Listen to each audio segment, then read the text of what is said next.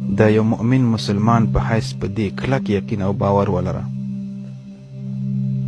بسم الله الرحمن الرحیم. ومن يتق الله يجعل له مخرجا ويرزقه من حيث لا يحتسب ومن يتوكل على الله فهو حسبه. که الله تعالی فرمایي وایي څوک چې له الله جل جلاله څخه وویرید، الله تعالی به هغه ته له ستونزو نه د وتلو لار پیدا کړي او هغه ته به له داسې لارې نه روزي ورکړي چې د ده ګمان هم نه وي. او چا چې په الله تعالی توکل وکړ نو هغه د ده لپاره کافي دی.